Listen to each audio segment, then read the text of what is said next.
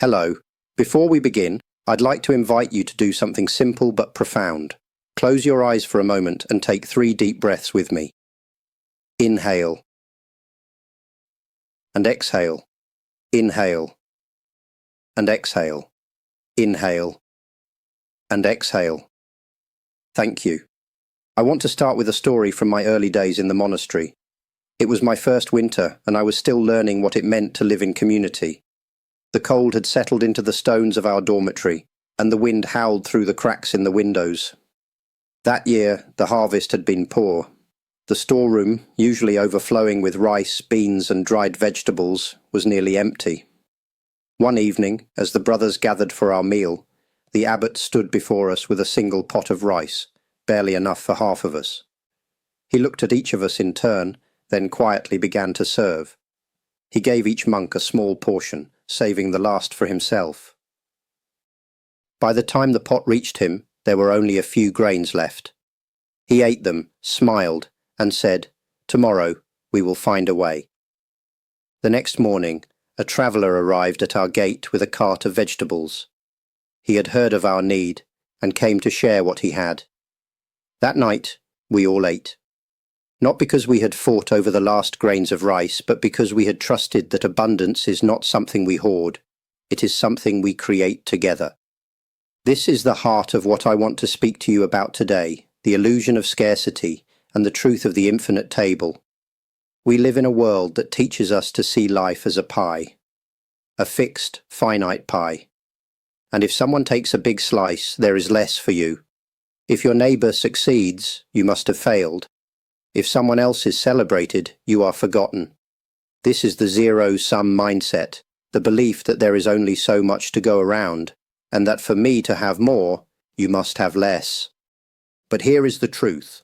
The pie is a limiting belief that does not do anyone favours. The zero-sum mindset is not a law of nature. It is a story we tell ourselves, born from fear. Fear that we are not enough. Fear that we will be left behind. Fear that the world is a place of lack, not of possibility. And when we live from fear, we become small, we hoard, we compete, we forget that the hands we clench into fists could instead be open, offering and receiving. I have seen this fear in the eyes of people from all walks of life.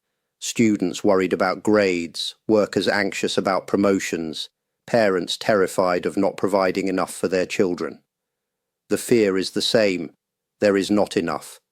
I must fight for mine. But in the monastery we do not live this way, not because we are perfect, but because we have seen again and again that abundance is not something we seize, it is something we uncover. When one of us is hungry, we all share our bread. When one of us is weary, we all carry the load. We do not ask who deserves more. We ask, how can we ensure that everyone is nourished? This is not naivety. It is wisdom, because the world is not a pie, it is a garden, and gardens do not grow when we fence them in. They grow when we tend them, when we share their fruits, when we trust that there is enough, not just for me, but for all of us. Now, I know some of you may be thinking, but what about the real world? What about economics, where numbers and competition seem to rule? Let me speak to that. Economists often measure a country's success by its GDP, gross domestic product, the total value of goods and services produced within its borders. And for a long time, many have treated GDP as a fixed pie. If one person or one company gets a bigger slice, someone else must get less. This is the zero-sum thinking that shapes so much of our world. But here is what the wisest economists and entrepreneurs know. GDP is not fixed. It grows. And it grows not because we fight over the existing pie, but because we bake new ones. Think of the entrepreneurs who have changed the world, not by taking from others, but by creating something new. Steve Jobs did not make the pie smaller for typewriter companies. He created a new pie with personal computers and smartphones. Elon Musk did not take away from the auto industry. He expanded it with electric cars and space travel. Muhammad Yunus did not hoard wealth. He invented microfinance, lifting millions out of poverty by giving them the tools to create their own opportunities. These innovators did not ask, how can I get a bigger slice? They asked, how can I make the pie bigger for everyone?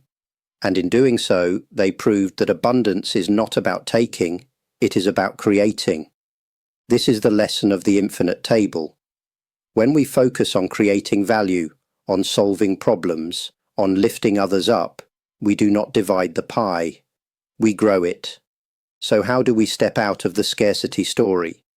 How do we move from fear to trust, from competition to creation? The first step is to see with new eyes.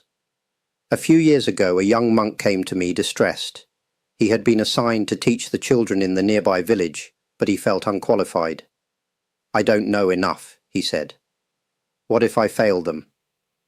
I asked him, what do you see when you look at those children? He paused. I see their need, he said. I see how much they want to learn.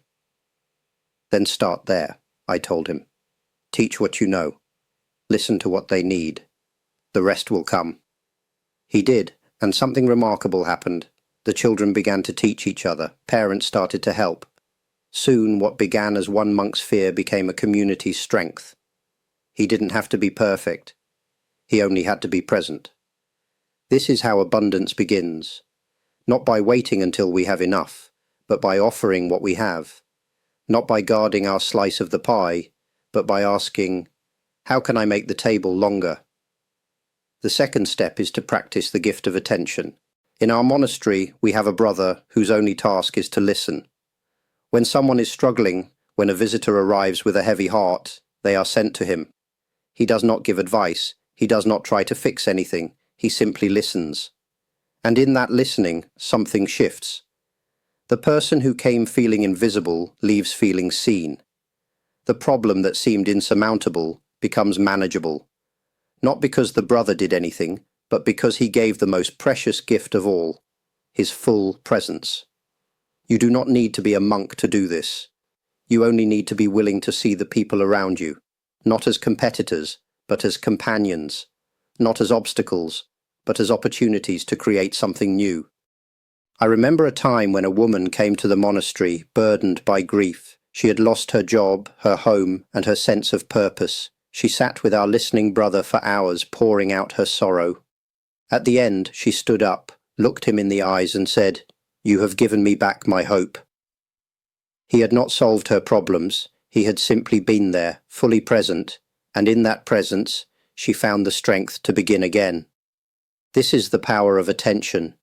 When we truly see someone, we create space for them to grow, and in that space, abundance flourishes. The third step is to choose collaboration over competition. There is a story about two farmers whose lands shared a stream. One summer the stream ran dry.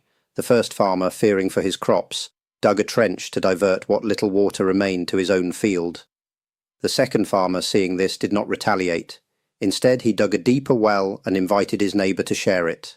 That year, both farms survived. The first farmer learned that hoarding only leads to thirst. The second learned that abundance is not about having more, it's about ensuring that no one goes without. This is the power of the infinite table. When we stop asking, how can I get mine, and start asking, how can we all have enough? Everything changes. I have seen this in my own life. Years ago, our monastery was struggling, fewer young men were joining, and our numbers were dwindling. Some of the brothers wanted to close our doors, to preserve what little we had. But the abbot had a different idea. Instead of guarding our tradition, he said, let us share it. So we began to open our doors to visitors, not just for retreats, but for conversations, for meals, for work.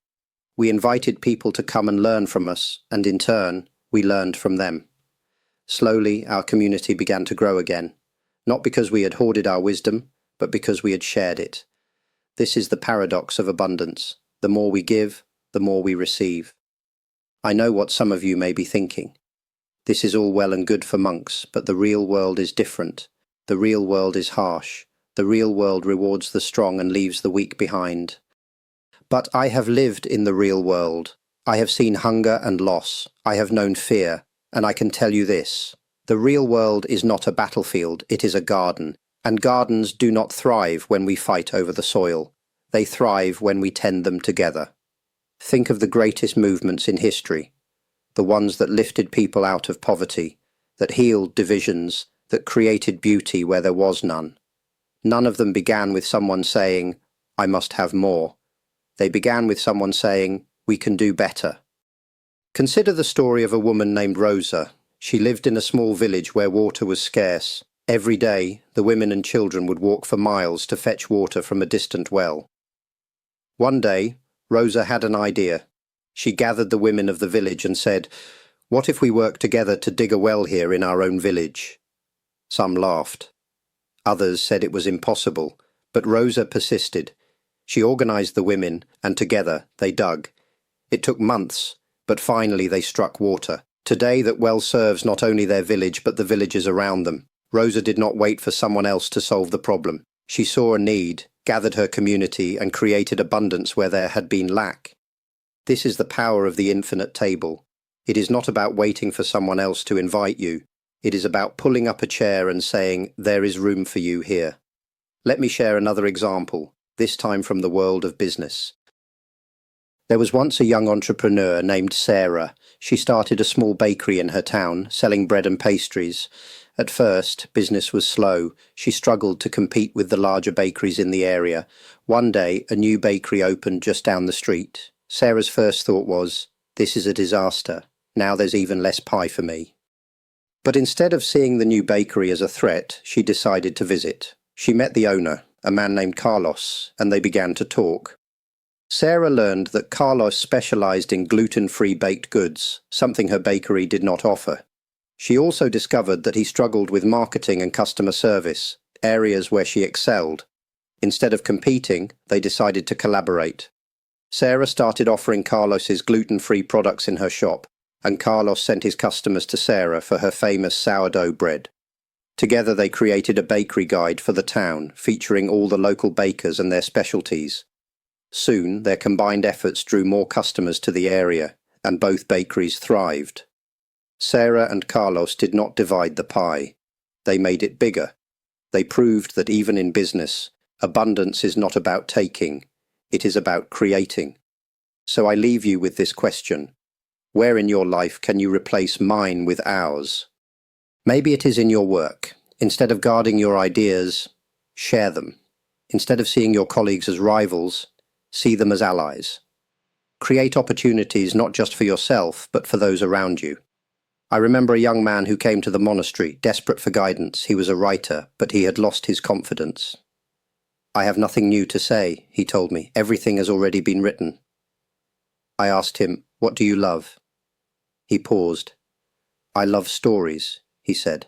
"I love the way they connect people." "Then write from that love," I told him. "And when you do, share your words freely. Let them be a gift, not a commodity."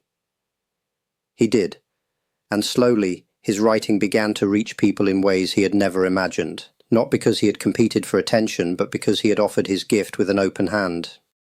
Maybe it is in your community. Instead of asking what you can take, ask what you can give. Instead of waiting for someone else to fix what is broken, roll up your sleeves and start building.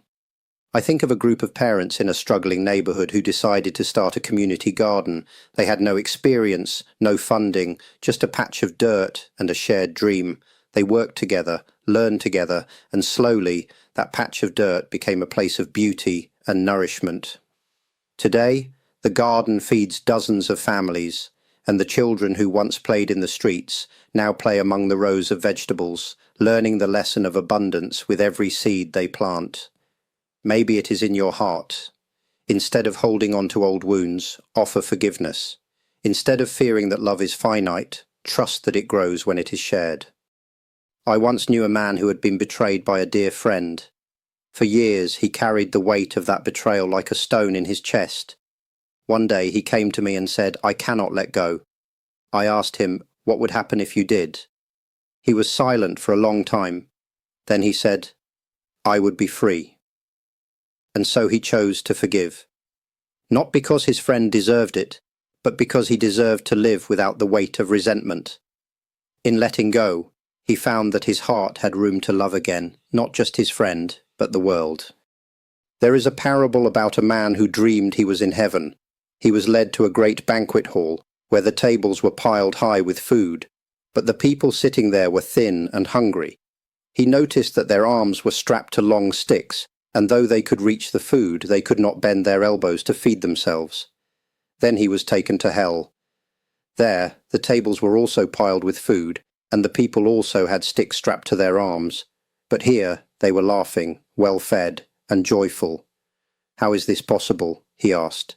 The answer: in hell they have learned to feed each other. This is the secret of the infinite table. Abundance is not something we seize. It is something we create when we dare to trust, to share, to believe that there is enough. So go forth not as takers, but as givers, not as competitors, but as creators. And remember, the world is not a pie. It is a garden, and you are the gardeners. Every time you choose to share instead of hoard, you make the table longer. Every time you choose to listen instead of argue, you make the table stronger. Every time you choose to create instead of compete, you make the table richer. And when you do, you will find that the table is not just long enough for everyone, it is infinite. May you always find ways to make the table longer. May you always know that there is enough. And may you leave this world more abundant than you found it. Thank you for watching this video. Please like and share this video, and if you haven't already, subscribe to the channel and click the bell icon so you'll be notified of new videos when they get released. Namaste.